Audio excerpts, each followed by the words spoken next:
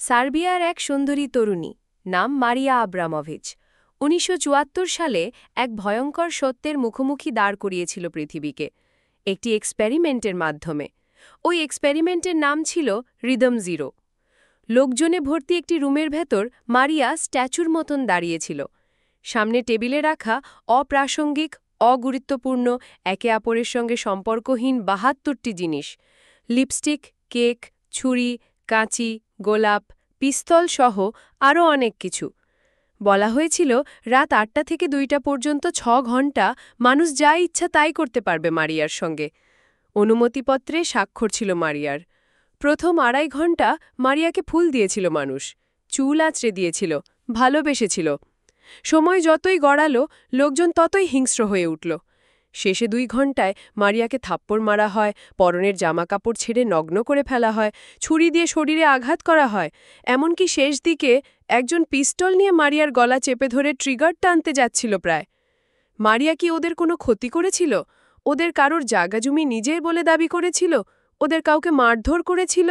কারোর সাথে প্রতারণা করেছিল? সে তো কাউকে চিনতও না।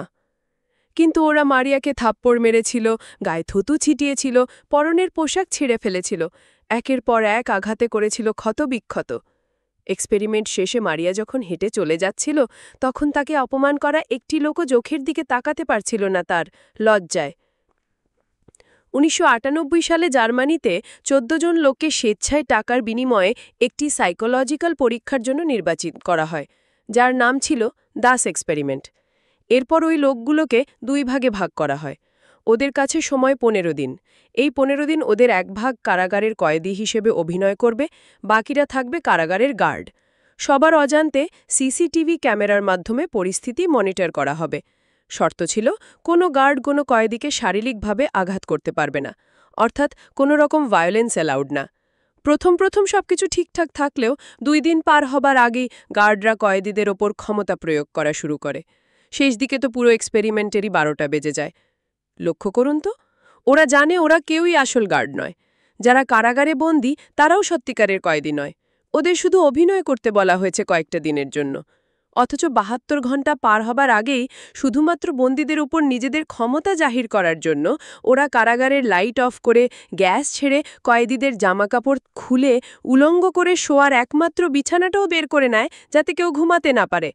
শুধু তাই নয়, সময় গড়ানোর সাথে সাথে গার্ডের দল কয়েদিদের হাত পা বেঁধে নির্যাতন করে, তাদের মুখের ওপর প্রস্রাব করে, এক নারী কয়েদিকে ধর্ষণের চেষ্টা করে এবং এমনকি একজনকে মেরে ফেলেছিল প্রায়। মানুষের মনস্তত্ত্ব সম্পর্কে একটু পড়াশোনা করলে আপনি জানতে পারবেন মানুষ অন্যকে ঘৃণা করে, অপছন্দ করে, হত্যা করে নানা কারণে। ওর বুদ্ধি বেশি, আমার কম কেন? ওর টাকা বেশি, আমার কম কেন? ওর সম্মান বেশি, আমার কম কেন? রিদম জিরো এবং দাস এক্সপেরিমেন্ট আপনাকে শেখাবে একটা মানুষ কাউকে ঘৃণা, অপছন্দ বা অত্যাচার করতে আসলে কোনো কারণ লাগে না। একজন মানুষ কোনো রকম কারণ ছাড়াই আরেকজনকে হিংসা করে, ক্ষতি করে, তার বদনাম রটায়, কেননা মানুষের স্বভাবই অমন। মানুষ কোনোদিনই শান্তিকামী ছিল না, নয় এবং থাকবেও না। সে সবসময় হিংস্র, লোভী, বর্বর এবং ভণ্ড। তাহলে প্রশ্ন জাগে, এই দুনিয়ায় কি ভালো মানুষ বলে কেউ নেই?